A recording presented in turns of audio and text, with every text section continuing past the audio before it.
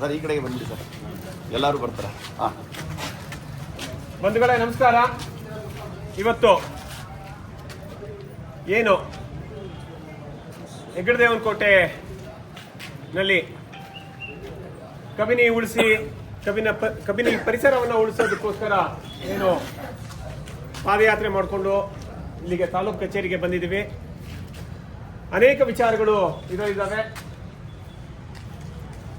ಇಲ್ಲಿ ನೀವೆಲ್ಲ ಹೇಳ್ತಿದ್ದೀರಾ, ರೈತರಿಗೆ ಒಂದಷ್ಟು ತೊಂದರೆ ಆಗ್ತಾ ಇದೆ, ಅದರಿಂದ ಇಲ್ಲಿ ಪ್ರಾಣಿಗಳು ರೆಸಾರ್ಟ್ಗಳಿಂದ ಅಲ್ಲಿ ಆಗುವಂಥ ಗೌಜು ಗದ್ದಲ ಮೋಜು ಮಸ್ತಿಯಿಂದ ಪ್ರಾಣಿಗಳು ನಾಡಿಗೆ ಬರ್ತಾ ಇದ್ದಾವೆ, ಬೆಳೆ ನಾಶ ಮಾಡ್ತಾ ಇದ್ದಾವೆ, ಮತ್ತೆ ಒಂದಷ್ಟು ಜನರ ಜೀವನ ತೆಗಿತಾ ಇದ್ದಾವೆ. ಒಂದಷ್ಟು ಎಷ್ಟು 4 ಜನನಾ 5 ಜನ ಎಷ್ಟು ತಿಂಗಳಿಂದ 3 ತಿಂಗಳು 4-5 ತಿಂಗಳಲ್ಲಿ 5 ಜನ 4-5 ಜನ ಹುಲಿ ದಾಳಿಯಿಂದ ಆಗ್ತಿದೆ. ಇತ್ತೀಚೆಗೆ ಅದನ್ನ ತಾತ್ಕಾಲಿಕವಾಗಿ ಬಂದ್ ಮಾಡಿದ್ದಾರೆ. ಸಫಾರಿ ಬಂದ ತಕ್ಷಣ ಹುಲಿಗಳು ನಾಡಿಗೆ ಬರೋದು ಕಡಿಮೆ ಆಗಿದೆ. ಇದು ಏನನ್ನು ತೋರಿಸುತ್ತೆ? ಈ ಸಫಾರಿಯಿಂದ ಅಕ್ರಮ ಸಫಾರಿ ನಡೆಸೋದ್ರಿಂದ ಹುಲಿಗಳು ಅವರ ಪರಿಸರ ಹಾಳಾಗ್ತಿದೆ, ಅವರಿಗೆ ಡಿಸ್ಟರ್ಬ್ ಆಗ್ತಾ ಇದೆ. ಅದರಿಂದ ಅವು ಬೇರೆ ಕಡೆಗೆ ವಲಸೆ ಹೋಗುವಂತ ಒಂದು ಕೆಲಸವನ್ನ ಆಹಾರವನ್ನು ಹುಡ್ಕೊಂಡು ಮತ್ತೆ ಅವರು ನೆಮ್ಮದಿಯಿಂದ ನೋಡಿಕೊಂಡು ಆಚೆಗೆ ಬರ್ತವೆ. ಅದು ಅವಾಗ ಯಾರನ್ನೋ ಕಾಣುತ್ತೆ, ಮನುಷ್ಯನ ನೋಡುತ್ತವೆ, ದಾಳಿ ಮಾಡುತ್ತವೆ ಅವು ಎದುರುಕೊಂಡು. ಇನ್ನೊಂದು, ಹುಲಿಗಳು ಸಾಮಾನ್ಯವಾಗಿ ಮನುಷ್ಯನ ಮೇಲೆ ದಾಳಿ ಮಾಡೋದಿಲ್ಲ, ಅವು ಪಾಡಿಗೆ ಅವು ಇದ್ಬಿಡ್ತವೆ, ಕಾಡಲ್ಲಿ ಬೇಟೆ ಆಡ್ಕೊಂಡು ಅವು ಪಾಡಿಗೆ. ನಾವು ಯಾವಾಗ ಅವರ ಪರಿಸರಕ್ಕೆ ಹೋಗಿ ಅಲ್ಲಿ ಅವರಿಗೆ ಡಿಸ್ಟರ್ಬ್ ಮಾಡ್ತೀವೋ ಕಾಡು ಪ್ರಾಣಿಗಳಿಗೆ, ಆವಾಗ ಅವರು ನಮ್ಮ ಮೇಲೆ ದಾಳಿ ಮಾಡುವಂಥದ್ದು ನಡ್ಕೊಂಡ್ ಬಂದಿರೋದು, ಪ್ರಕೃತಿ ಸಹಜವಾಗಿ ಆಗುವಂಥದ್ದು. ನಾವು ಅಲ್ಲೋದ್ರೆ ತಾನೇ ಆಗುವಂಥದ್ದು. ಇದಕ್ಕೆಲ್ಲ ಅವಕಾಶ ಯಾಕೆ ಕೊಡಬೇಕು? ಇದು ಎಲ್ರಿಗೂ ಗೊತ್ತಿದೆ. ಆದ್ರೆ ಹಣದ ಆಸೆ, ಭ್ರಷ್ಟಾಚಾರ. ಇದು ನೀವ್ಯಾರು ಚಿಕ್ಕಮಂಗ್ಳೂರ್ಗೆ ಹೋಗಿದ್ದೀರಾ ಇತ್ತೀಚಿನ ವರ್ಷಗಳಲ್ಲಿ? ಅದರಲ್ಲೂ ಶನಿವಾರ ಭಾನುವಾರ ನೀವು ಹೋಗಿ, ಇಂಥ ಮೇನ್ ರೋಡಲ್ಲಿ ನೀವು ಕೇವಲ 1 ಕಿಲೋಮೀಟರ್ ಹೋಗ್ಬೇಕಾದ್ರೆ ಅರ್ಧ ಗಂಟೆ ಬೇಕು ಚಿಕ್ಕಮಂಗ್ಳೂರಲ್ಲಿ. ಬೆಂಗಳೂರು ಮೈಸೂರಲ್ಲಿ ಟ್ರಾಫಿಕ್ ಅಂತ ಅನ್ಕೋತೀರಾ. ಚಿಕ್ಕಮಂಗ್ಳೂರಲ್ಲಿ ನೀವು ರಜಾ ದಿನಗಳಲ್ಲಿ ಶನಿವಾರ ಭಾನುವಾರ ಮತ್ತೆ ಸರ್ಕಾರಿ ರಜಾ ದಿನಗಳಲ್ಲಿ ಹೋದ್ರೆ ಇಡೀ ಊರು ಕಾರ್ಗಳಿಂದ ತುಂಬಿರುತ್ತೆ. ಶನಿವಾರ ಭಾನುವಾರ ನೀವು ಆಚೆಯಿಂದ ಹೋಗಕ್ಕಾಗಲ್ಲ. ಅಲ್ಲಿ ಜನತೆ ಎಷ್ಟು ರೋಸ್ ಹೋಗಿದ್ದಾರೆ ಅಂತ ಅಂದ್ರೆ, ಅಪ್ಪ ಸಾಕಪ್ಪ, ಇದು ರಿಸಾರ್ಟ್ಗಳು ಪ್ರವಾಸಿಗರು ಸಾಕು ಅಂತ ಅಂದ್ಬಿಟ್ಟು. ಮುಳ್ಳಯ್ಯನಗಿರಿ ಬೆಟ್ಟ ಇನ್ನೊಂದು ಅಂತ ಅಂದ್ಬಿಟ್ಟು ಅಲ್ಲಿ ಹೋದ್ರೆ ಕಿಲೋಮೀಟರ್ ಗಟ್ಟಲೆ ಕಾರ್ಗಳು. ಇದು ಇರೋಂಥ ಪರಿಸ್ಥಿತಿ. ಇದು ಇಲ್ಲಿಯ ಜನಕ್ಕೂ ಆಗ್ಬೇಕಾ? ಯೋಚನೆ ಮಾಡಬೇಕು ಇಲ್ಲಿಯ ಜನ. ಅಕ್ರಮ ರೆಸಾರ್ಟ್ಗಳಿಗೆ, ಇನ್ನೊಂದಕ್ಕೆ ಮೋಜು ಮಸ್ತಿಗಳಿಗೆ, ಇಲ್ಲೇನೋ ಸಣ್ಣ ಪುಟ್ಟದ ವ್ಯಾಪಾರ ಆಗುತ್ತೆ, ನಾವು ಉದ್ಧಾರ ಆಗ್ತೀವಿ ಅಂತ ಅನ್ಕೊಂಡು ಅವ್ರಿಗೆ ಬೆಂಬಲವಾಗಿ ನಿಂತಿರುವಂತವ್ರು ಯೋಚನೆ ಮಾಡಬೇಕು. ಮುಂದೆ ಒಂದಿನ ಇಲ್ಲಿ ಆರಾಮಾಗಿ ಓಡಾಡ್ತಿದ್ದೀರಾ ಕಾರ್ಗಳಲ್ಲಿ, ಬಸ್ಗಳಲ್ಲಿ, ಬೈಕ್ಗಳಲ್ಲಿ. ಟೋಲ್ ರಸ್ತೆ ಬರುತ್ತೆ, ಜನ ಯಾವಾಗ ಜಾಸ್ತಿ ಓಡಾಡ್ತಾರೆ, ಇವತ್ತು ಈ ರಸ್ತೆ ಸಾಕು. ಮುಂದಿನ ದಿನಗಳಲ್ಲಿ ಇಲ್ಲಿ ಟೋಲ್ ರಸ್ತೆ ಬರುತ್ತೆ. ನೀವು ಮನೆಯಿಂದ ಆಚೆ ಹೋದ್ರೆ ಟೋಲ್ ಕಟ್ಟಬೇಕು, ವಾಪಸ್ ಬರಬೇಕು ಅಂದ್ರೆ ಟೋಲ್ ಕಟ್ಟಬೇಕು. ಈ ಪರಿಸ್ಥಿತಿ ಬರುತ್ತೆ. ಇದು ಇಂಡೈರೆಕ್ಟ್ ಆಗಿ ಆಗುವಂತ ಪರಿಣಾಮ. ಇನ್ನ ಪರಿಸರದ್ದು ವಿಚಾರ, ಬಹಳ ಹೋದ ವರ್ಷ ನೋಡಿರ್ಬೋದು, ಬಹಳ ಅತಿಯಾದಂತ ಮಳೆ ಆಗಿತ್ತು. ಹಿಂದೆ ಇಷ್ಟೊಂದು ಯಾವಾಗಲೂ 30-40 ವರ್ಷಕ್ಕೆ ಆಗ್ತಿದ್ದಂತ ಮಳೆ ಒಂದ್ಸಲಕ್ಕೆ. ಈಗ ಕಳೆದ 4-5 ವರ್ಷದಲ್ಲಿ ನೀವು ನೋಡಿದ್ರೆ ಬಹುತೇಕ ಪ್ರತಿ ವರ್ಷ ಮಳೆ ಹೆಚ್ಚಾಗ್ತಾ ಬರ್ತಾ ಇದೆ. ಆದ್ರೆ ಬರಗಾಲ ಸ್ಟಾರ್ಟ್ ಆದ್ರೆ 4-5 ವರ್ಷ ಹಿಂಗೆ ಜಾಸ್ತಿ ಆಗುತ್ತೆ. ಇದು ಇವತ್ತಿನ ಇರುವಂತ ಪರಿಸ್ಥಿತಿ. ಅಂಥದ್ರಲ್ಲಿ ನಾವು ಕಾಡನ್ನ ನಾಶ ಮಾಡ್ತೀವಿ, ಅದು ಹಾಳಾಗಿ ನಮ್ಗೇನು ಸಮಸ್ಯೆ ಇಲ್ಲ, ನಾವು ಹಣ ಮಾಡ್ಕೊಂಡು ದುಡ್ಡು ಕಾಸು ಮಾಡ್ಕೊಂಡು ನಮ್ಮ ಪಾಡಿಗೆ ನಾವು ಇರ್ಬೋದು, ಜೀವನ ಮಾಡ್ಬೋದು ಅಂತ ಅನ್ಕೊಂಡಿದ್ರೆ ಅದು ಮೂರ್ಖತನ. ಸರ್ಕಾರದ ಈ ಇಡೀ ಅರಣ್ಯ ಇಲಾಖೆಯ ಉಸ್ತುವಾರಿ ಹೊತ್ಕೊಂಡಿರುವಂತ ಅರಣ್ಯ ಸಚಿವರು ಇವೆಲ್ಲ ಮಾಮೂಲಿ ಅನ್ನೋ ರೀತಿಯಲ್ಲಿ ಹೇಳಿಕೆಗಳನ್ನ ಕೊಡುವಂಥದ್ದು. ಇದರಿಂದ ಏನು ಅಪಾಯ ಇಲ್ಲ, ರೆಸಾರ್ಟ್ಗಳಿಂದ ಏನು ಅಪಾಯ ಇಲ್ಲ ಅನ್ನೋ ರೀತಿಯಲ್ಲಿ ಹೇಳಿಕೆ ಕೊಟ್ಟಿರೋದಲ್ವಾ? ಹಿಂಗಾದ್ರೆ ಹೇಗೆ? ಅರಣ್ಯವನ್ನ ಸಂರಕ್ಷಣೆ ಮಾಡಬೇಕಾಗಿರುವಂತವ್ರು ಯಾವ ರೀತಿ ಅದನ್ನ ಸಂರಕ್ಷಣೆ ಮಾಡಬೇಕು, ಏನೇನೆಲ್ಲ ಆಗ್ತಿದೆ, ಅದನ್ನ ಜನರಿಗೆ ಏನ್ ತೊಂದರೆ ಆಗ್ತಿದೆ ಅಂತ ಅಂದ್ಬಿಟ್ಟು ಕ್ರಮ ಕೈಗೊಳ್ಬೇಕಾಗಿರೋರು ಉಡಾಫೆಯಿಂದ ಈ ರೀತಿಯನ್ನ ಹೇಳಿಕೆ ಕೊಡುವಂಥದ್ದು ಬೇಜವಾಬ್ದಾರಿತನ, ನಮ್ಮ ದುರ್ದೈವ. ಇವತ್ತು ಇಡೀ ದೇಶದಲ್ಲಿ ಮೊದಲು ಮಳೆ ಆಗೋದಿಲ್ಲಿ ಮುಂಗಾರು ಬಂದಾಗ ಕೇರಳ, ಜೂನ್ ಮೊದಲನೇ ವಾರದಲ್ಲಿ ಮುಂಗಾರು ಕೇರಳಕ್ಕೆ ಬಂದು ಹೊಡೆಯುತ್ತೆ, ಮಳೆ ಆಗುತ್ತೆ. ಅದಾದ ನಂತರ ಕೇರಳದ ಆಗಿ ಒಂದು 4-5 ದಿನಕ್ಕೆ ಮಳೆ ಬರೋದು ಎಲ್ಲಿ ಮೊದಲು? ಇಲ್ಲೇ SD ಕೋಟೆ, ಕೊಡಗು ಕಪಿಲಾ ನದಿ ಹುಟ್ಟೋದೆಲ್ಲಿ? ಪಕ್ಕದಲ್ಲಿ ಇರುವಂತ ವಯನಾಡ್ ಜಿಲ್ಲೆನಲ್ಲಿ, ವಯನಾಡಲ್ಲಿ ಪಕ್ಕದ ಕೇರಳದಿಂದ ಹರಿದು ಬರುವಂತದ್ದು. ಮೊದಲು ಮಳೆ ಆದ್ರೆ ಇಡೀ ಕರ್ನಾಟಕದಲ್ಲಿ ಮೊದಲು ತುಂಬುವಂತ ಡ್ಯಾಮ್ ಯಾವುದು? ಕಬಿನಿ ಡ್ಯಾಮ್. ಕಬಿನಿ, ನುಗು, ತಾರ್ಕ, ಇವು 3 ಡ್ಯಾಮ್ಗಳು ಇಲ್ಲೇ ಅಕ್ಕಪಕ್ಕದಲ್ಲಿ ಒಂದು 10-15 ಕಿಲೋಮೀಟರ್ ದೂರದಲ್ಲಿ 3 ಡ್ಯಾಮ್ಗಳಿದಾವೆ. ಇವು 3 ತುಂಬ ಹರಿಯುವಂತದ್ದು. ಆದ್ರೆ ಇವತ್ತೇನಾಗ್ತಿದೆ, ಕಬಿನಿ ಡ್ಯಾಮ್ ಹೈಟ್ ಎಷ್ಟು? 84 ಅಡಿ ನೀರಿನ ಮಟ್ಟ, ಗರಿಷ್ಠ ನೀರಿನ ಮಟ್ಟ. ಆದ್ರೆ ಏನಾಗ್ತಿದೆ ನೀವು ಗಮನಿಸಬೇಕು, ಜುಲೈ ಆಗಸ್ಟ್ ಅಷ್ಟೊತ್ತಿಗೆ ಬಹುತೇಕ ಕಬಿನಿ ಡ್ಯಾಮ್ ತುಂಬುತ್ತೆ. ಬಹುತೇಕ ಒಳ್ಳೆ ಮಳೆ ಆದ್ರೆ ಬೇಗ ತುಂಬುತ್ತೆ. ಅದಾದ ನಂತರ ಕೊಡಗಿನಲ್ಲಿ ಮಳೆ ಆಗೋ KRS, ಆಮೇಲೆ ಆ ಕಡೆಗೆ ಹೇಮಾವತಿ ತುಂಬಿ ನಂತರ ಮಳೆ ಮೇಲಕ್ಕೆ ಹೋದಂಗೆ ಉತ್ತರ ಕರ್ನಾಟಕದ ಡ್ಯಾಮ್ಗಳು ತುಂಬುವಂಥದ್ದು. ಆದ್ರೆ ನೀವು ಲಾಸ್ಟ್ 25ನೇ ಇಸ್ವಿನಲ್ಲಿ ಕಬಿನಿ ಡ್ಯಾಮ್ದು ನೀರಿನ ಮಟ್ಟವನ್ನು ಗಮನಿಸ್ಕೊಂಡ್ಬಂದ್ರೆ ತುಂಬಿರೋದು 1-2 ಸಲ. ಅವರು ನೀರಿದೆ ಆದ್ರೆ ತುಂಬಕ್ಕೆ ಬಿಟ್ಟಿಲ್ಲ ಇಲ್ಲಿ ಅಧಿಕಾರಿಗಳು, ಡ್ಯಾಮ್ ಅನ್ನ ಮೇಂಟೈನ್ ಮಾಡ್ತಿರುವಂತವ್ರು. ಯಾಕೆ? ತುಂಬಿದ್ರೆ ಇಲ್ಲಿಯ ರೆಸಾರ್ಟ್ಗಳಿಗೆ ನೀರು ನುಗ್ಗುತ್ತೆ, ಹೆಚ್ಚಿಗೆ ಆದ್ರೆ ನೀರು ಒಳಗಡೆ ನುಗ್ಗಿ ಅಲ್ಲಿ ಪ್ರವಾಸಿಗರು ಕಡಿಮೆ ಆಗ್ತಾರೆ ಅಂತ ಅವರು ಎಷ್ಟು ಮಟ್ಟಿಗೆ ಅಕ್ರಮ ಮಾಡಿದ್ದಾರೆ ಅಂತ ತೋರಿಸುತ್ತೆ. ಅವರು ಜಲಾಶಯದ ಹಿನ್ನೀರಿನ ಮಟ್ಟಕ್ಕೆ ತಂದು ತಮ್ಮ ಅಕ್ರಮವಾಗಿ ಜಲಾಶಯದ ಬುಡಕ್ಕೆ ತಂದು ಅಕ್ರಮ ರೆಸಾರ್ಟ್ಗಳನ್ನ ಮಾಡ್ಕೊಂಡಿದ್ದಾರೆ. ಅಲ್ಲಿ ಮೋಜು, ರಾತ್ರಿ ಹೊತ್ತು ಫೈರ್ ಕ್ಯಾಂಪ್ಗಳು ಹಾಕೊಳ್ಳುವಂಥದ್ದು, ಮೋಜು ಮುಸ್ತಿ ಮಾಡುವಂಥದ್ದು. ಅವ್ರು ಬರ್ತಾರ, ಕಾಡ್ ನೋಡ್ಕೊತಾರ, ಹೋಗ್ಲಿ. ರೆಸಾರ್ಟ್ಗಳು ಅಲ್ಲೆಲ್ಲೋ ಬಯಲು ಪ್ರದೇಶದಲ್ಲಿ ಸಾಕಷ್ಟು ಜಮೀನು ಇದೆಯಪ್ಪ, ಅಲ್ಲಿ ಕೊಂಡ್ಕೊಂಡು ಅವ್ರದ್ದೆಲ್ಲ ಆಸ್ತಿಗಳಿದಾವೆ, ಅಲ್ಲಿ ಮಾಡ್ಕೊಳ್ಳಿ, ಅಲ್ಲಿ ಕಾಡನ್ನು ಬೆಳೆಸ್ಕೊಂಡು ಅದೇ ಪರಿಸರವನ್ನ ಸೃಷ್ಟಿ ಮಾಡ್ಕೊಂಡು ನಿಮ್ಮ ಪ್ರೈವೇಟ್ ಜಾಗಗಳಲ್ಲಿ ಮಾಡ್ಕೊಂಡು ಮಾಡಿ. ಇಲ್ಲಾಕೆ ಕಾಡಿನ ಪರಿಸರದಲ್ಲಿ ಪ್ರಾಣಿಗಳಿಗೆ ತೊಂದರೆ ಕೊಟ್ಕೊಂಡು ನೀವು ಇದನ್ನೆಲ್ಲ ಮಾಡ್ತಿದ್ದೀರಾ? ಮಾಡ್ಕೊಳ್ಳಿ, ಅಲ್ಲಿ ಯಾರು ಕೇಳ್ತಾರೆ? ಅಲ್ಲಿ ಬೇಕಾದಷ್ಟು ದೊಡ್ಡ ದೊಡ್ಡ ರೋಡ್ಗಳಿದಾವೆ, ಹೈವೇಗಳಿದಾವೆ, ಅಲ್ಲಿ ಮಾಡ್ಕೊಳ್ಳಿ. ಇಲ್ಲಿ ಕಾಡು ಒಳಗಡೆ ರೆಸಾರ್ಟ್ ಮಾಡಿದಾಗ ಇಲ್ಲಿ ಒಬ್ರು ಸಚಿವರದ್ದು ಒಂದು ಪ್ರೈವೇಟ್ ಫಾರ್ಮ್ ಹೌಸ್ ಇದೆ, ಅದಕ್ಕೆ ಹೋಗೋಕೆ ಹಿಂದೆ ಧಮ್ಕಿ ಹಾಕಿ ಒಳಗಡೆ ಕಾಡು ಒಳಗಡೆ ಹೋಗ್ತಿರೋ ನಾವು ರೈತರುಗಳು ಯಾರು ಹೋದ್ರೆ ಕಾಡು ಒಳಗಡೆ ಪ್ರವೇಶ ನಿಷಿದ್ಧ. ರಿಸರ್ವ್ ಫಾರೆಸ್ಟ್ ಅಲ್ಲಿ ಯಾರು ಕಾಲಿಡಂಗಿಲ್ಲ, ಹೋಗಂಗೆ ನಡ್ಕೊಂಡು ಹೋಗಂಗೂ ಇಲ್ಲ. ಹೌದು. ರೈತರು ಏನಾದ್ರು ದನ ಕಾಯಿಸೋಕೆ ಮೇಯ್ಸಕ್ ಹೋದ್ರೆ ಓಡಿಸುವಂಥದ್ದು, ಕುರಿಗಾಯಿಗಳು ಹೋದ್ರೆ ಅವ್ರನ್ನ ಓಡಿಸುವಂಥದ್ದು. ಕಾಡಿನಲ್ಲಿ ಇಲ್ಲಿ ಕಾಡು ಪ್ರದೇಶದಲ್ಲಿ ಬುಡಕಟ್ಟು ಜನಾಂಗದವ್ರು ಹೆಚ್ಚು, ಅವರೇನಾದ್ರು ಅಲ್ಲಿ ಜೇನು ಸಂಗ್ರಹ ಮಾಡೋದಕ್ಕೆ ಇನ್ನೊಂದಕ್ಕೆ ಹೋದ್ರೆ ಅವ್ರನ್ನೆಲ್ಲ ಓಡಿಸೋದು, ಒಕ್ಲೆಸೋದು ಆಗ್ತಾ ಇದೆ. ಅರಣ್ಯದವರು ಅವ್ರಿಗೆ ಅವಕಾಶವನ್ನೇ ಕೊಡೋದಿಲ್ಲ. ಆದ್ರೆ ಈ ರೆಸಾರ್ಟ್ಗಳಿಗೆ ಅವಕಾಶ ಕೊಡ್ತಿದ್ದೀರಾ? ಅವ್ರು ಓಡಾಡೋದಕ್ಕೆ ಕಾಡನ್ನ ನಾಶ ಮಾಡಿ ರಸ್ತೆಗಳನ್ನ ನಿರ್ಮಾಣ ಮಾಡೋದು ಆಗ್ತಾ ಇದೆ. ಇಂಥ ಸರಣಿಯಾಗಿ ಅಕ್ರಮಗಳ ಮೇಲೆ ಅಕ್ರಮಗಳು. ಅಲ್ಲಿ ಒಳಗಡೆ ಏನ್ ನಡೆಯುತ್ತೆ, ಕಳಬೇಟೆ ನಡೆಯುವಂಥದ್ದು, ಇನ್ನೊಂದು ಎಲ್ಲ ನಿರಂತರವಾಗಿ ನಡೀತಾ ಇದ್ದಾವೆ. ಹೊರಗಡೆ ನಮಗೆ ಗೊತ್ತಾಗೋದೇನೋ, ಕಾಡಿಂದ ಪ್ರಾಣಿಗಳು ಆಚೆ ಬಂದಾಗ ಮಾತ್ರ ನಮಗೆ ಒಂದಷ್ಟು ಇಲ್ಲಿ ನಾಡಿನಲ್ಲಿರೋರಿಗೆ ಅಲ್ಲೇನೋ ನಡೀತಾ ಇದೆ, ಅದರಿಂದ ನಮಗೆ ಇಲ್ಲಿ ಸಮಸ್ಯೆ ಆಗ್ತಿದೆ ಅಂತ ಅನ್ಕೋತಿದ್ವಿ. ಆದ್ರೆ ಅಲ್ಲಿ ಕಳಬೇಟೆಗಳು, ಅರಣ್ಯ ನಾಶ, ಮರ ಕಡಿಯುವಂಥದ್ದು, ಇನ್ನೊಂದು ಜನ ಯಾಚಿಗೆ ಕಾಡೊಳಗಡೆ ಹೋಗಕ್ಕೆ ಶುರು ಮಾಡಿದ್ರೆ ಇವೆಲ್ಲ ನಿರಂತರವಾಗಿ ನಡೀತಾ ಇರುತ್ತೆ. ಇದು ಒಂದ್ ಕಡೆ. ಮತ್ತೆ ಮುಂದಿನ ದಿನಗಳಲ್ಲಿ ಪರಿಸರ ಸುಮ್ಮನೆ ಇರೋದಿಲ್ಲ. ಪಕ್ಕದಲ್ಲಿ ವಯನಾಡ್ ಜಿಲ್ಲೆನಲ್ಲಿ 2 ವರ್ಷದಿಂದ ಇಡೀ ಹಳ್ಳಿನೇ ನಾಶ ಆಯ್ತು, ಗೊತ್ತಿರ್ಬೋದು. 150-200 ಜನ ಸತ್ತೋದ್ರು.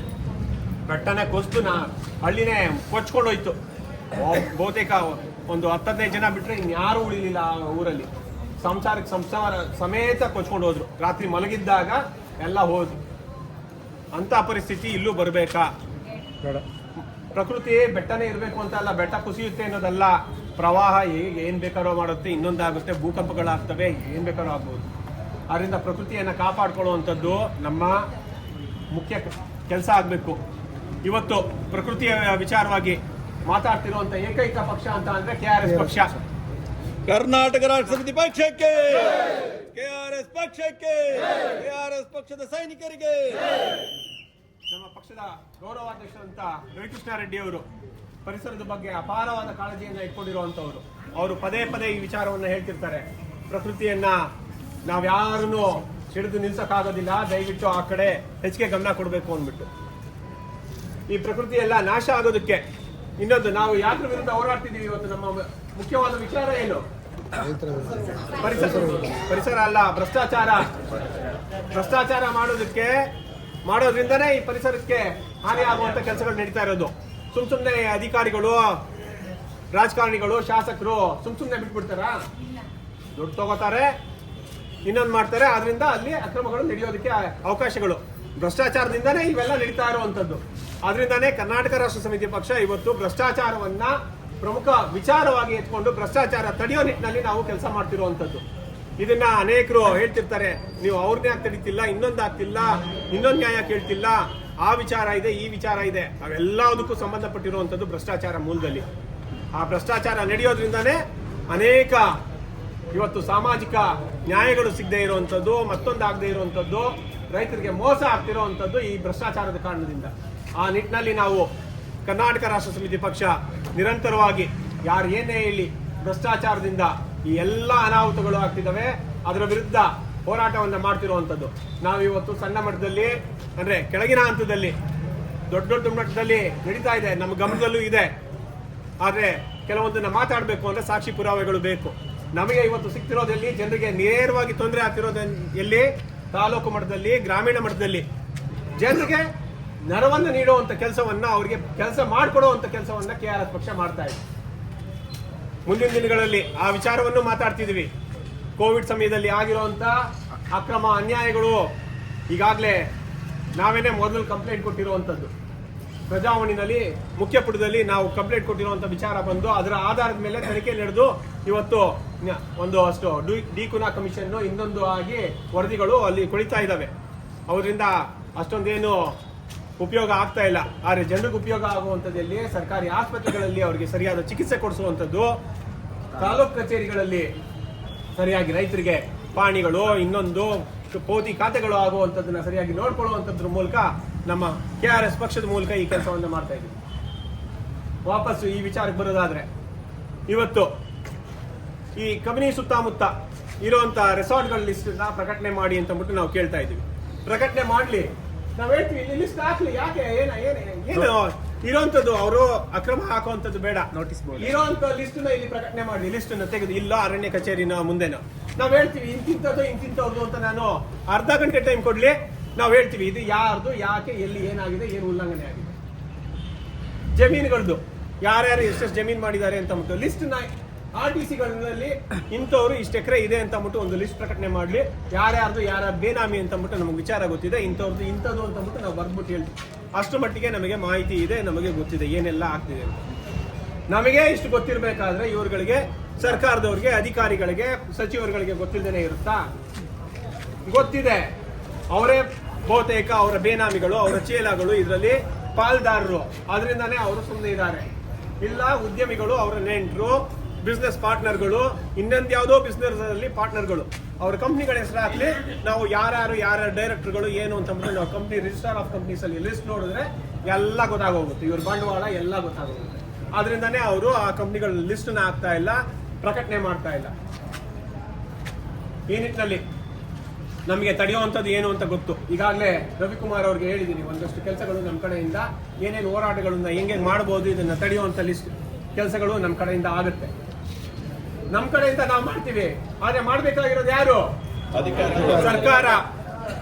ಸರ್ಕಾರಕ್ಕೆ ನಾವು ಇವತ್ತು ಕೇಳ್ತಾ ಇದ್ದೀವಿ, ನಿಮ್ ಕೈಲಿ ಮಾಡಕ್ಕಾಗುತ್ತಾ ಮಾಡಿ, ಒಂದಷ್ಟು ಟೈಮ್ ಕೊಡ್ತೀವಿ. ಇಲ್ಲ, ನಾವು ಎಲ್ಲಿ ಕೇಳಬೇಕು, ಎಲ್ಲಿ ನ್ಯಾಯ ಪಡ್ಕೋಬೇಕು ನಮಗ್ ಗೊತ್ತು. ನಾವು ಹೋರಾಟ ಹೇಗ್ ಮಾಡೋದು, ಏನ್ ಮಾಡೋದು ನಮಗ್ ಗೊತ್ತಿದೆ, ನಾವು ಮಾಡ್ತೀವಿ. ಸರ್ಕಾರಕ್ಕೆ ಒಂದಷ್ಟು ಸಮಯವನ್ನ ಕೊಡೋಣ. ಈ ನಿಟ್ಟಿನಲ್ಲಿ ಇದು ಒಂದು ಭಾಗ ಪರಿಸರ, ಇಲ್ಲಿಯ ಸುತ್ತಮುತ್ತ ಆಗ್ತಿರುವಂತ ಕಾಡನಾಶ. ಇನ್ನ ರೈತರಿಗೆ ಆಗ್ಲೇ ಹೇಳಿದೆ, ಮಳೆ ಬಂದಾಗ ನಿಂತ್ಕೊಳ್ಳುವಂಥದ್ದು ನೀರಿನ ಮಟ್ಟ 84 ಅಡಿ ಇಲ್ಲಿ. ಗಮನಿಸಿ ನೀವು, 80, 78, 79, 80 ಮಳೆ ಚೆನ್ನಾಗಿ ಆಗ್ತಾ ಇದೆ. 25-30 ಸಾವಿರ ಕ್ಯೂಸೆಕ್ಸ್ ನೀರು. ಒಂದು ಕ್ಯೂಸೆಕ್ಸ್ ಅಂದ್ರೆ ಎಷ್ಟು? ಒಂದು ಕ್ಯೂಸೆಕ್ಸ್ ಅಂದ್ರೆ ಘನ ಅಡಿ. 1 ಸೆಕೆಂಡಿಗೆ ಎಷ್ಟು ಘನ ಅಡಿ ನೀರು ಬರುತ್ತೆ ಒಳ ಹರಿವು? 25,000 ಅಂದ್ರೆ 25,000 ಘನ ಅಡಿ 1 ಸೆಕೆಂಡಿಗೆ ಬರುವಂತ ನೀರು. ಅಷ್ಟು ಮಟ್ಟದಲ್ಲಿ ನೀರು ಬರ್ತಾ ಇರುವಂತದನ್ನ ಪೂರ್ತಿ ಹರಿಯಕ್ ಬಿಡ್ತಾರೆ. ಇಲ್ಲಿ ತಮಿಳುನಾಡು ಜೊತೆ ನಾವು ಕಿತ್ತಾಡುವಂಥದ್ದು. ಸರ್ಕಾರ ನಾವು ನೂರಾರು ವರ್ಷದ ಇತಿಹಾಸ. ಮೈಸೂರು ಮಹಾರಾಜ ಕಾಲದಿಂದನೂ ಕನ್ನಂಬಾಡಿ ಕಟ್ಟೋದಕ್ಕೆ ಕಿತ್ತಾಡ್ಕೊಂಡು ಕಟ್ಟಿರುವಂಥದ್ದು. ಈ ಕಬಿನಿ ಜಲಾಶಯ ಕಟ್ಟಬೇಕಾದ್ರೂ, ಹೇಮಾವತಿ ಜಲಾಶಯ ಕಟ್ಟಬೇಕಾದ್ರೂ ತಕರಾರು ತೆಗೆದಿದ್ರು.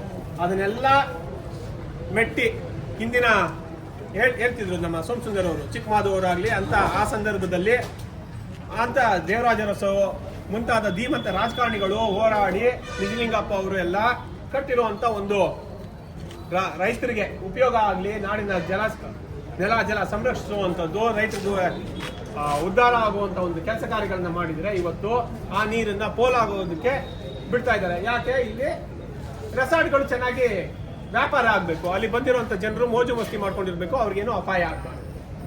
ರೈತರು ಪೋಲಾದ್ರೆ ಕೆಳಗಡೆ ನಾಲೆಯಲ್ಲಿ ನೀರೆಲ್ಲಿರುತ್ತೆ ಅವ್ರಿಗೆ? ಆಯ್ತಪ್ಪ, ಈ ವರ್ಷ ಮಳೆ ಚೆನ್ನಾಗಾಯ್ತು, ಬೆಳೆನೂ ಚೆನ್ನಾಗಾಯ್ತು, ನೀರು ಬೇಕಿಲ್ಲ, ಹೋಯ್ತು. ಅದೇ ಬರಗಾಲ ಆದ್ರೆ ಇವತ್ತೇನೋ 25,000 ಕ್ಯೂಸೆಕ್ಸ್ ನೀರು ಬಂತು, ಬಿಟ್ಬಿಟ್ಟಿದೀವಿ ಅಂತಂದು ನಾಳೆಯಿಂದ ಮಳೆ ಬರೋದಿಲ್ಲ, ಹೋಗಿರೋ ನೀರನ್ನೇನು ವಾಪಸ್ ತರ್ತಾರಾ? ಆಗೋದಿಲ್ಲ. ಬರಗಾಲ ಬಂತು, ಇಡೀ ಬೇಸಿಗೆಗೆ ಏನ್ ಮಾಡ್ತಾರೆ? ಎಲ್ಲಿಂದ ನೀರು ತರೋದು? ಕಬಿನಿಯಿಂದ ಮೈಸೂರಿಗೆ ನೀರು ತಗೊಂಡೋಗ್ತಾರೆ, ಅಲ್ಲಿ ನಂಜನಗೂಡು ಹತ್ರದಿಂದ ಅಲ್ವಾ? ನೀರೇ ಇಲ್ಲದೆ ಇದ್ರೆ ಇಲ್ಲಿ ನೀರೇ ಇಲ್ಲ, ನೀರು ಬಿಡೋದಿಲ್ಲ. ಮೈಸೂರಿಗೆ ಎಲ್ಲಿಂದ ನೀರು ಬರಬೇಕು ಕುಡಿಯೋದಕ್ಕೆ? ಬೆಳೆಗೆ ಹೋಗ್ಲಿ, ಕುಡಿಯೋದಕ್ಕೆ ನೀರು ಇರೋದಿಲ್ಲ ಸಮಸ್ಯೆಗಳು ಬಂದಾಗ. ಇದ್ಯಾವುದು ಅರ್ಥ ಆಗ್ತಾ ಇಲ್ಲ. ಕೇವಲ ದುಡ್ಡು ದುಡ್ಡು ದುಡ್ಡು, ಭ್ರಷ್ಟಾಚಾರ, ಇದಿಷ್ಟೇ ಅವ್ರಿಗೆ ಗೊತ್ತಾಗ್ತಿರೋವಂಥದ್ದು. ಈ ವಿಚಾರಗಳನ್ನ ಜನರು ಅರ್ಥ ಮಾಡ್ಕೊಡ್ಬೇಕು. KRS ಪಕ್ಷ ಇವತ್ತೇನು ಹೋರಾಟ ಮಾಡ್ತಿದೆ ಇದಕ್ಕೆ ಬೆಂಬಲ ಕೊಡಬೇಕು. ಮತ್ತೆ ಇವನ್ನೆಲ್ಲ ಸರಿ ಮಾಡುವಂತ ನಿಟ್ಟಿನಲ್ಲಿ ಕ್ರಮಗಳನ್ನ ಕೈಗೊಳ್ಬೇಕು. ಮತ್ತೆ ಜನರು ಈ ವಿಚಾರಗಳನ್ನ ನೇರವಾಗಿ ಪ್ರಶ್ನೆ ಮಾಡುವಂಥದ್ದನ್ನ ಕಲಿಬೇಕು. ಈಗಾಗಲೇ ಒಂದಷ್ಟು ಜನ ನೋಡ್ತಿದೀವಿ ನಾವು ಲೈವ್ ಅಲ್ಲಿ ಹೋಗಿ. ಇವತ್ತು ಪೊಲೀಸ್ ಸ್ಟೇಷನ್ ಅಲ್ಲಿ ಜನ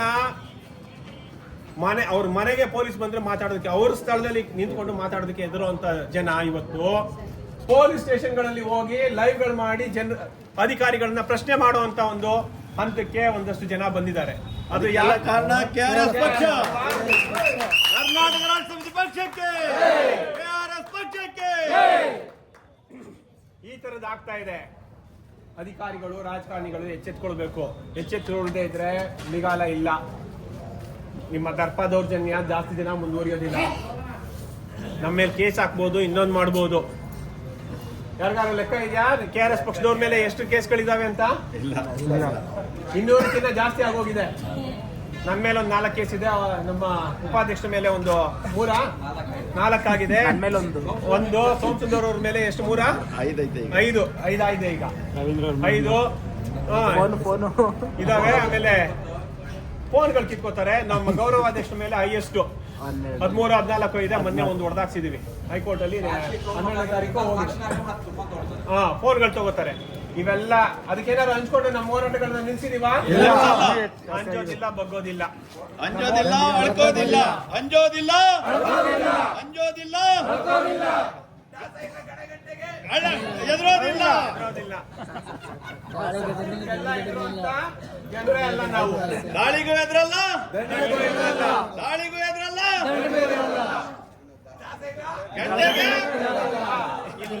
ಇಲ್ಲ.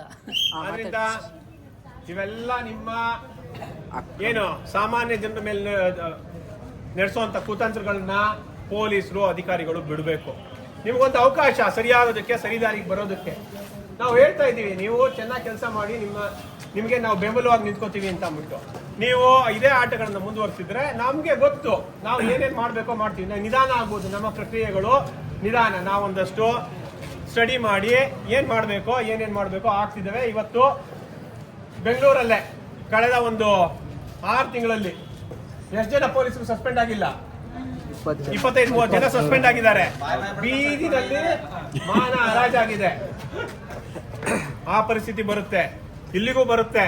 ಇಲ್ಲಿಯ PDOಗಳು, ತಹಸೀಲ್ದಾರ್ಗಳು, ಶಿರಸ್ತೆದಾರ್ಗಳು ಎಲ್ಲ ಗಮನಿಸ್ಕೋಬೇಕು.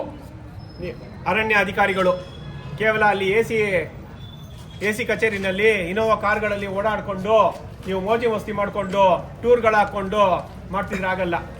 ಟೂರ್ಗಳು ಹಾಕೋತಾರೆ, ಅಲ್ಲಿಂದ ಬೆಂಗಳೂರಿಂದ ಬರ್ತಾರೆ, ಇಲ್ಲಿ ಬಂಡೀಪುರದಲ್ಲಿ 2 ದಿನ ಉಳ್ಕೊಳ್ಳುವಂಥದ್ದು. ನಾವು ಅರಣ್ಯವನ್ನೆಲ್ಲ ನೋಡ್ಕೊಂಡಿದೀವಿ ಅಂತ ಅಂದ್ಬಿಟ್ಟು ಫ್ಯಾಮಿಲಿ ಸಮೇತ ಬರೋದು, ಆಮೇಲೆ ವಾಪಸ್ ಹೋಗೋದು. ಹಿಂಗೆ ಅರಣ್ಯದಲ್ಲಿ ಗೆಸ್ಟ್ ಹೌಸ್ಗಳು ಸೂಪರ್ ಆಗಿ ಕಟ್ಬಿಟ್ಟಿದ್ದಾರೆ. ನೀವು ಯಾರಾದ್ರೂ ಒಳಗಡೆ ಹೋಗಿ ನೋಡ್ಬೇಕು ಗೆಸ್ಟ್ ಹೌಸ್ಗಳು ಹೆಂಗಿರ್ತವೆ ಅಂತ ಅಂದ್ಬಿಟ್ಟು. ಮಾಮೂಲಿ ಮಿನಿಸ್ಟರ್ಗಳು ಉಳ್ಕೊಳ್ಳೋ IB-ಗಳಿಗಿನ್ನ ಏನು 5 ಸ್ಟಾರ್ ಹೋಟ್ಲ್ಗಳಿದ್ದಂಗೆ ಅವರ ಗೆಸ್ಟ್ ಹೌಸ್ಗಳು. ಅದಕ್ಕೇನೆ ಇವರೆಲ್ಲ ಫಾರೆಸ್ಟ್ ಗೆಸ್ಟ್ ಹೌಸ್ಗಳಿಗೆ ಹೋಗ್ತಾರೆ. ನಮ್ಗೆ ಮಾಮೂಲಿ ಜನಕ್ಕೆ ಅಲ್ಲಿ ಒಳಗಡೆ ಹೋಗೋದಕ್ಕೂ ಅವಕಾಶ ಇಲ್ಲ. ಇದು ಅರಣ್ಯ ಅಂತ ಅಂತಾರೆ. ಆ ರೀತಿಯ ಮೋಜು ಮಸ್ತಿಗಳನ್ನ ಮಾಡಿಕೊಂಡು ನೀವು ಕಾಲ ಕಳೀತಿದ್ದೀರಾ. ದಯವಿಟ್ಟು ಇವನ್ನೆಲ್ಲ ಬಿಡಿ. ಅರಣ್ಯವನ್ನು ಸಂರಕ್ಷಣೆ ಮಾಡಿ, ಜನರನ್ನ ಸಂರಕ್ಷಣೆ ಮಾಡಿ, ನಿಮಗೆ ಉಳ್ಕೊಂಡು ನಿಮ್ಮ ಕೆಲಸವನ್ನ ಮಾಡಿಕೊಂಡು ನೆಮ್ಮದಿಯ ಬದುಕನ್ನು ಕಟ್ಕೊಳ್ಳೋದಕ್ಕೆ ಅವಕಾಶಗಳಿದಾವೆ. ಅದನ್ನು ಮಾಡಿ. ಇಲ್ಲದೆ ಇದ್ರೆ ಜನರು ನಿಮಗೆ ಏನು ಕಲಿಸ್ಬೇಕೋ, ಪಾಠ ಕಲಿಸ್ಬೇಕೋ ಅದನ್ನು ಕಲಿಸ್ತಾರೆ. ಅದಕ್ಕೆ ಅವಕಾಶಗಳು ಕೊಡಬೇಡಿ. ನ್ಯಾಯಯುತವಾಗಿ ಒಂದು ಪ್ರಜಾಪ್ರಭುತ್ವದಲ್ಲಿ ಏನು ಚುನಾವಣೆಗಳಾಗತ್ತೆ ಅದರಲ್ಲಿ ನಿಮ್ಮ ವಿಚಾರಗಳನ್ನು ಹೇಳಿ, ನ್ಯಾಯವಾಗಿದ್ದರೆ ಜನ ಆರಿಸ್ತಾರೆ, ಮುಂದುವರಿಸ್ತಾರೆ. ಇಲ್ಲದೆ ಇದ್ರೆ ನೀವು ಎಷ್ಟೇ ದುಡ್ಡು ಕೊಟ್ಟರೆ ಮುಂದಿನ ದಿನಗಳಲ್ಲಿ ಹಣ ಹೆಂಡ ಕುಡ್ಸಿದ್ರು ಅವ್ರ ಜೀವನ ಉಳಿದೇ ಇದ್ರೆ ನಿಮ್ಮ ಹಣ ಹೆಂಡ ಇಟ್ಕೊಂಡು ಏನ್ ಮಾಡ್ತಾರೆ? ಒಂದಿನ ಬರುತ್ತೆ, ಇವತ್ತಿಗೆ ಅವ್ರಿಗೆ ಅದು ಅಗತ್ಯ ಇರ್ಬೋದು, ಹಣ ಒಂದಷ್ಟು ತಗೋಬಹುದು, ಅವ್ರ ಮಂಕೂತಿ ಎತ್ತಿರ್ಬೋದು. ಆದರೆ ಮುಂದಿನ ದಿನಗಳಲ್ಲಿ ಅದು ಆಗೋದಿಲ್ಲ. ದಯವಿಟ್ಟು ಬುದ್ಧಿ ಕಲ್ತ್ಕೊಳ್ಳಿ, ಒಳ್ಳೆಯ ಆಡಳಿತವನ್ನು ಕೊಡಿ ಅಂತ ಹೇಳ್ತಾ ನನ್ನ ಮಾತನ್ನು ಮುಗಿಸ್ತೀನಿ. ಈ ಒಂದು ಹೋರಾಟವನ್ನು ಹಮ್ಮಿಕೊಂಡಿರುವಂಥ ಮೈಸೂರು ನಗರ ಮತ್ತು ಗ್ರಾಮಾಂತರ ಜಿಲ್ಲಾ ಘಟಕಗಳಿಗೆ ಅಭಿನಂದನೆಗಳನ್ನು ಸಲ್ಲಿಸ್ತಾ ಇದು ಹೆಚ್ಚಿನ ರೀತಿಯಲ್ಲಿ ಮುಂದುವರಿಲಿ. ಇನ್ನೂ ಅನೇಕ ವಿಚಾರಗಳಿದ್ದಾವೆ, ಅವನ್ನ ತೆಗೆದುಕೊಳ್ಳಿ ಅಂತ ಹೇಳ್ತಾ ನನ್ನ ಮಾತನ್ನು ಮುಗಿಸ್ತೀನಿ. ನಮಸ್ಕಾರ. ಪಕ್ಷಕ್ಕೆ